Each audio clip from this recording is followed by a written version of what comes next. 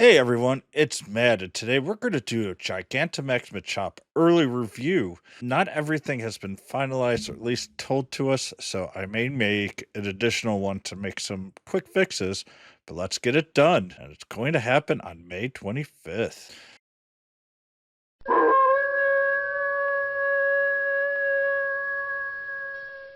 All right, this is from an earlier one from Gigantamax Snorlax, but we fully expect to have a Gigantamax Machamp event ticket. It's going to be the same overall. We expect a timed research that gives you a max mushroom and 25,000 XP, and also receive the following bonus of 2 times XP from max battles and max power collection limit increased to 5,600. This is really the big one. And the timed research should be effective, what would be Sunday, May 25th from 2 p.m. to 5 p.m., your local time. There will also be timed research going before the event, so we're expecting this to be right before that. Not sure if it's going to be May 20th or May 21st until May 25th at 5 p.m. This will be nice. This is free, and I've got a video showing how to maximize this to get another free or potential two free, depending on how you can spread things out. This is one of those, and for Machamp, I'm not exactly sure which one that they're going to give us, but it's going to be pretty similar. Actually, what's funny is for Snorlax, we got Dynamax Machamp, and so at least using Snorlax is kind of eventful here. There's also the Pokemon web store. You can buy a Max Battle Day Ultra ticket box. It will give you an event ticket and a max particle pack at no extra cost. That's what I 100% expect to show again. If it is different, then I do apologize, but we've been getting very consistent results for the last couple of months, so I expect it to be there. And currently, I plan on buying that ticket box at the Pokemon Go web store so I can get that bonus max particle pack for free. On top of it, Gigantamax Pokemon cannot be transferred to Pokemon Home. Just want to reiterate each and every time. All right, let's go through Gigantamax Machamp. Gigantamax Machamp takes increased damage from Fairy, Flying, and Psychic. And it's going to be challenging for us because we don't have any Fairy units right now that can attack. Flying are somewhat limited and somewhat expensive. Psychic, we do have Metagross. Flying is going to be most of the other units that I include. And if you've been following me, you at least have some Unpheasants and some Butterfrees, which you'll see, which might actually be important for the freer to play players. Moltres is another really good unit as well, but that's a little harder and a bit more expensive. I'm working on my Moltres right now. It is strong to Bug, Dark, and Rock, which don't really bother us too much. It does hurt Butterfree. Butterfree cannot be an attacker because, or at least with the bug, but for flying, you could still use it for there. Its IV is 1667 CP through 1746, so you're looking for 1746 as your hundo. I'm going to be stuck in the 1600s. Don't ask too much about Entei. I finally got one good one, but I had to go through 15 battles to get a good one. I barely got out of the 2 stars, I think only 2 times total. And I even got a floor 10 10 10. So my luck for lately has been pretty poor. Hopefully, one of these days, I'll actually get my first hundo in the Gigantamax or even Dynamax era. The Machamp stats is 234 attack, which is pretty high overall, 159 defense, which is lower than average, and a decent amount of HP, a little above average there. All right, for its fast attacks, going to be honest, it really doesn't matter very much. I'm going to stick with counter. You don't need to spend, if you do upgrade it to Karate Chop at some point, that is slightly better, but all in all, to be quite honest, doesn't really matter.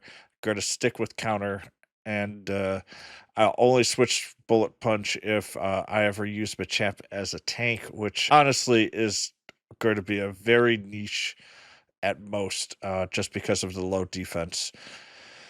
Charge moves. Unfortunately, we have 8 different charge moves that we have to worry about with 4 different elements. First of all, we have 4 fighting types. Cross Chop is going to be the fastest. Submission is probably going to be the one that I hope for the most that we see, because it's going to be a little bit slower than Cross Chop. But if I see submission and cross chop, that will be pretty simple overall to worry about. Close combat and dynamic punch are the other two. Depending on what unit, and normally I tell you, avoid these moves. If you are using Blissey, you really need to avoid close combat. That is going to do by far the most damage. And for Blissey, because it's weak against fighting, it's going to do an additional 60% damage. I'll include that later on. But because of all the randomness of the elements, I do put Blissey in for the other elements for the rest of the group. But if you are a tank, I prefer, or at least I do the same. I prefer not to use Blissey because I use shields, and Blissey just takes too much damage to be able to use shields effectively.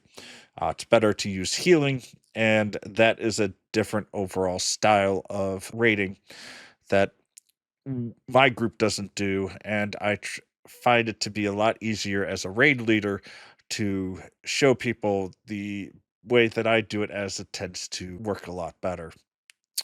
Stone Edge and Rock Slide for Rock is actually kind of annoying because most of the really strong fighting units are weak against Rock. So we're going to have 2 different types of tank, and this one I'm going to have to switch between elements and pay a little bit more attention during the initial fight. We also have Heavy Slam and Payback, so we have a Steel and a Dark as well.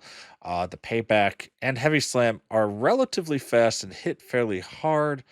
They're probably the biggest ones that I worry about for at least the tanks that I plan on bringing in, only because of the speed. You're going to kind of try to want to stick with 0.5-second moves if at all possible. All right, let's look at the damage capability fighting for Gigantamax Machamp. There is very little to really discuss here. It's not much of a surprise, but Gmax Machamp is the best fighting and attacking unit right now. I didn't put the 2 different types of Urshifus. They have the exact same type, attack power in general, and we don't have them yet. But currently, our strongest one that we do have is Machamp. I do expect Urshifu to be with us within the next month. But right now, Machamp is currently the most powerful, so moving to Gmax Machamp is no surprise. Urshifu is only 10 to 14% stronger than Dmax Machamp, so Gmax Machamp is about 22 to 34% stronger than Urshifu. And as I say, we haven't been able to get an Urshifu yet, as it is still locked behind most likely the time that they're going to give us the very final mission to unlock at the very least. In order to do so, I don't know if it's going to be special items or whatnot, but right now we are just waiting to be able to unlock Urshifu, who is going to be very strong. And when we do that, I'll try to do a special unit just for Urshifu, because it is such a powerful unit. But Gmax Machamp is going to be our best fighting attack Pokemon, and honestly, it will be for quite some time. All these stats are with 15 attack IV. If you get a 10, and you only get 10, you're going to only lose about 4 to 5, and then around 7% damage total. It is not that big of a deal, but obviously our goal for this one is going to be getting 15 attack IV with the best other IVs that you have. All right, I have 5 different tanks from Machamp, and you're just going to see why in general. And my plan is going to be that I'm going to be bringing in Gengar, Moltres, and Metagross, which I don't even have here, but Metagross is going to be my Earth tank. or not Earth, sorry, Rock Tank. And with that, I'm going to be using all three of them as either taking damage, attacking. Well, Gengar is really just going to be taking damage in general, but Moltres and Gengar are going to be very important for attacking as well. But let's just go through this. For fighting, Gengar is by far the best pure tank, as it has over 75% resistance. Even the close combat at level 20 does just a little bit more than half its max HP. At level 40, you could take three easily before you faint, and that's before shields. So even a close combat will only take away one max shield at 56 HP. And right now I have this between Raikou and Entei, but it's probably a bit higher, but they've been messing around with the attack power so much. What I've been doing for all the Dynamax and the Gigantamax battles that have been 5 stars to 6 stars, respectively, I've been taking pictures and taking note on how much attack my tanks have been taking. And we have been all over the place. And even when the stats are similar, they have been altering them because of the power levels that we get for the attack tends to kind of play a role. When we had Raikou, it was some of those attacks were incredibly high, and they've backed off a little bit. I'm still trying to work out the exact formula. I expect probably a little bit more damage overall for the fight here, but this is my best estimate right now. Problem is with Gengar is if you are getting attacked by anything other than fighting element, it is going to get hit really hard. And at level 40, it could only probably take Heavy Slam, and I'm going to be honest, it's really, really close. This is 15 IV defense and HP, so it could really only take the fighting damage. The rest of the damage it is weak to, so when you see it in the lower right-hand corner, you're going to have to probably switch out. Gengar is going to be the unit that I bring in first, because the other Pokemon that I have that I plan bringing, especially Moltres, will be able to take the fighting damage fairly well. Moltres is going to be one of my attackers if I see it as doing steel or dark. I will be bringing my Moltres, and the rock is going to be handled by Metagross. But it doesn't take that much damage other than close combat. And depending on how things are going, I may switch from Gengar to Moltres as the main tank, because I can do both tanking and an attack or two, as Moltres is going to be one of the better pure attackers as well. Zapdos is included here. It has a very similar defense HP compared to Moltres. It takes slightly less damage, but I prefer Moltres because Moltres can use its flying attack a bit better. Butterfree is an interesting unit to bring along as well as what I would call a budget tank. As a budget tank, it can take most of the damage fairly well. Close combat will be a little bit weaker. I would still prefer Gengar over Butterfree, but Butterfree definitely has the fighting ability to take most of those damages as well. Just close combat will kill it first off. If you have shields, it will be fine after that. It is very weak to Stone Edge. It will be one shot with anything rock based, and steel and dark it's not as strong to. Finally, we have Blissey. Blissey is going to take a lot of damage, but should be able to withstand pretty much everything. Close combat, though, is going to be scary for Blissey. It's potentially can take about 300 to 350 hit points at level 40, which is most of its max HP. So if you're using Blissey, I would specifically make sure that you have someone like Gengar to take the other fighting damage. Um, Otherwise, I think Blissey's going to take too much damage overall. For the others, though, it will be able to absorb fairly easily, as they're not super strong attacks. And since Machamp is only fighting type, it's a little less damage overall.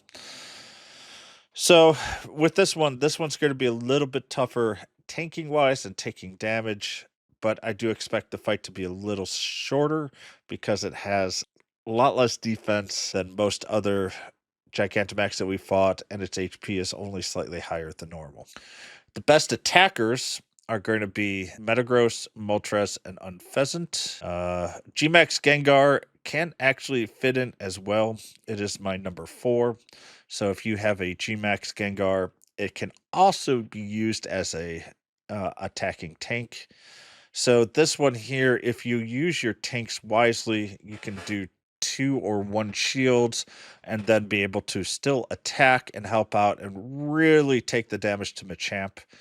And that's another reason why I don't expect these battles to be as painful as some of the other ones that we've had. I mean, Gigantamax Snorlax was a joke, but one of the weaknesses for Moltres as a attacking tank is you are stuck with a 1-second attack.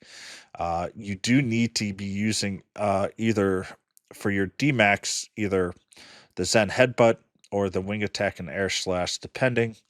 With Gmax Gengar, though, you can use a 0.5-second attack move, which might make it the best out of all of the attacking type tanks. But Metagross is going to outdamage Gmax Gengar by between 27 and 30, or no, 40%. Didn't carry the 1. And Moltres is only about 5% to 3% weaker than Metagross. Those two kind of blow everything else out of the water. Unpheasant is going to be, I mean, Metagross is a budget tank, as you can get it. It's just we haven't seen a lot of it, and it does require a 3-star battle. I'm going to make a 3-star battle for Metagross so people can get Beldum if you don't have all the best units. I'll show you how once we get the next Beldum to come out. So Unpheasant is the reason I put it there, and it's actually our 3rd best attacking unit anyways. As I say, it is a surprising unit considering. And finally, Corviknight is going to be something that I was planning on using a tank. We do expect to get it that week, but I really hate telling people to upgrade max points during this time because you really want to save up for the Gmax so you don't have to spend as much money, or at least get one more free one. Corviknight is an interesting tank overall, and I will go over Corviknight for the Gmax Machamp a little bit later when it comes out on the Max Monday, and I'll focus on that just a little bit more. All right, so my rankings for fighter, Machamp is the strongest attacker and the weakest tank. And as a healer, it's actually pretty good overall. From an attacking standpoint, it's still very, very good. Gmax Gengar, though, is by far the best out of all the ones right now. This one is a full step behind, and I'm being generous, not putting it down 2, and only 1 step behind for the Gmax Gengar. It still definitely has around 12 to 14% more power. Gengar does over Machamp, but it's still a pretty good attacker overall. And for fighting, it's by far the best that we have currently. And even when Urshifu goes there, it will just split the difference. As a tank, it's not the worst tank. There are much worse tanks out there, but it's still not going to be used as a tank. And as a healer, it's above average. It's not super great, but unless if you're really, really desperate, or we have another unit that might need a lot longer attack that's weak to fighting, I don't see us really going into the healer. That placement that I have there in the general means it's basically good, but I wouldn't invest in it until you absolutely need to at the very end. And even then, it would require a level 3, which is just really expensive and something you're not really going to use it for. This is a new one here. Um, with the amount of candy that we're burning through, and a lot of people aren't thinking about this, but there are mega units that you can do that will increase candy and give you even more XL overall. I did this specifically for the birds and dogs to get the XL candies, and I was still short to be able to do max attack and max guard for most of each of them. So, and I know a lot of other trainers are way behind compared to myself. So I wanted to do this, and I'll be doing this for all of the units from here on out, as it's a good practice to start remembering about this mechanic. So it's not Machamp, that's Heracross. Sorry.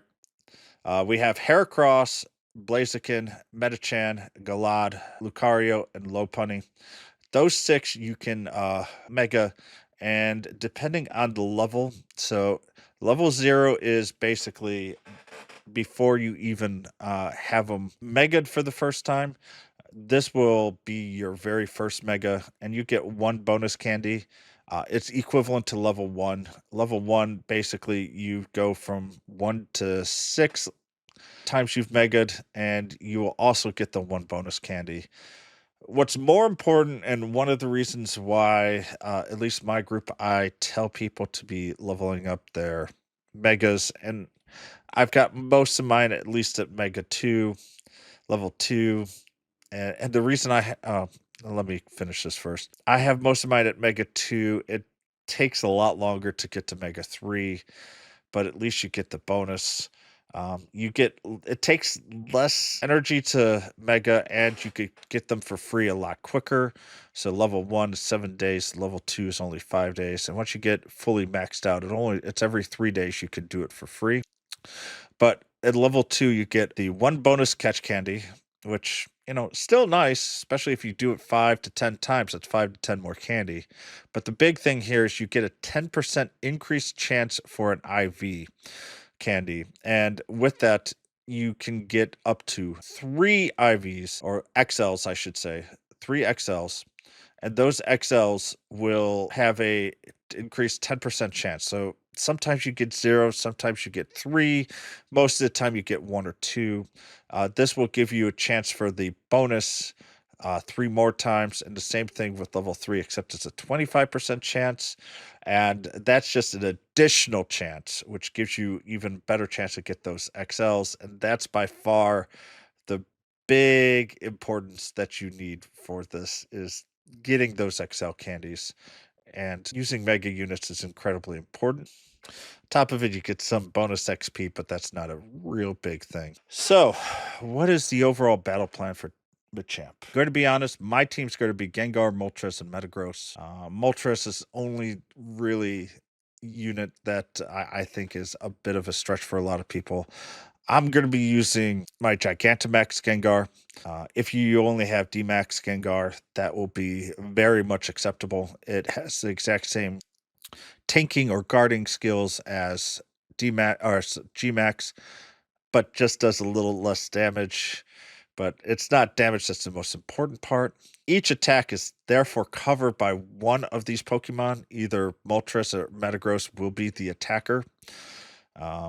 I do plan on using Metagross as my attacker, but if Moltres is tanking, then the difference between Metagross and Moltres, even Gengar, isn't that big compared to most of the rest of the tanks.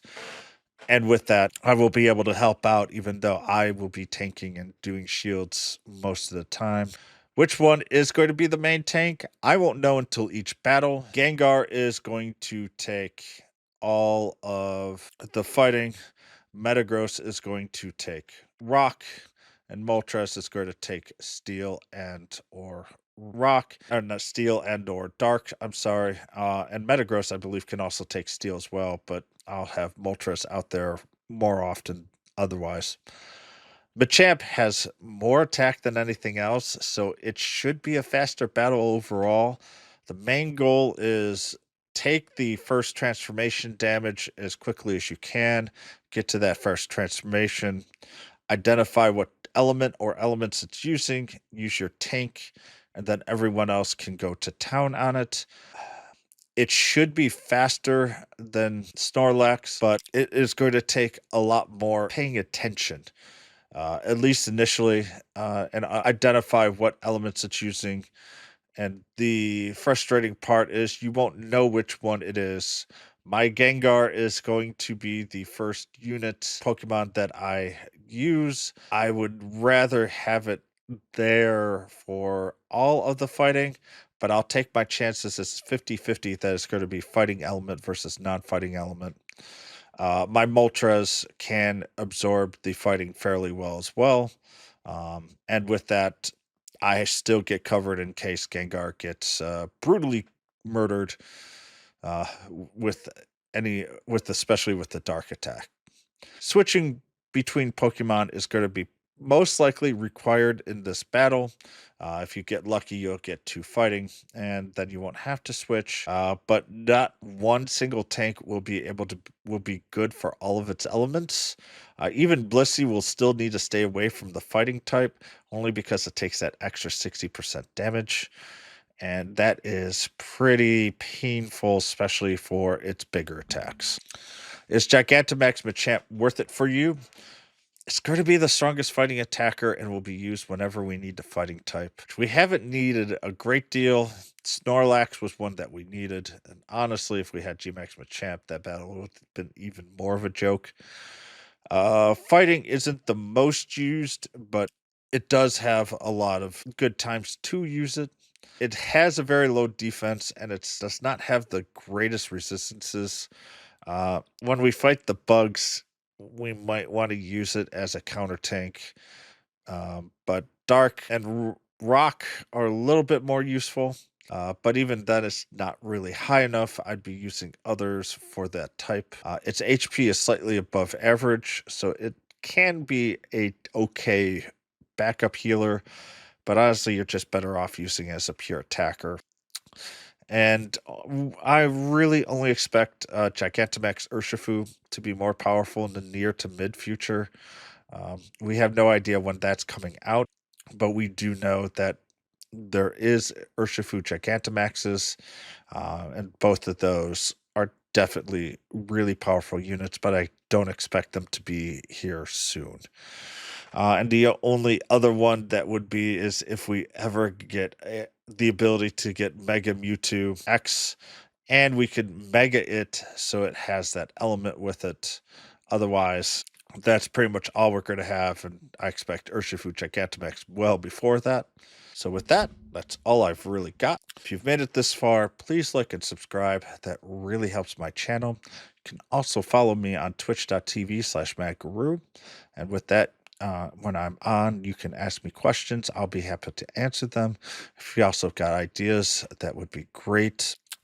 On top of this, if you become a member, I will be trying to form clubs so that you guys can ask me more questions and also maybe give me suggestions for videos that you would like, and I will be happy to make those as well. On top of that, I've put it in my notes here, but I will be attending Jersey City during the June 8th, 7th, 8th, and 8th time frame. So that's Friday, Saturday. I'm not sure what I'm doing Sunday, but I'll be in the New York City. If you're going to be interested in maybe meeting with me, I will try to have my Madgarou shirt on. And on top of that, I know that Friday morning I'll be in Jersey City. Friday afternoon, I should be in Bryant Park along with all day Saturday. Sunday is more of a TBD. I'm not exactly sure what the plan is there. That's enough for now. This has been a pretty long video. So thank you for very much for watching. And more importantly, I'll try to do better next time. Thank you.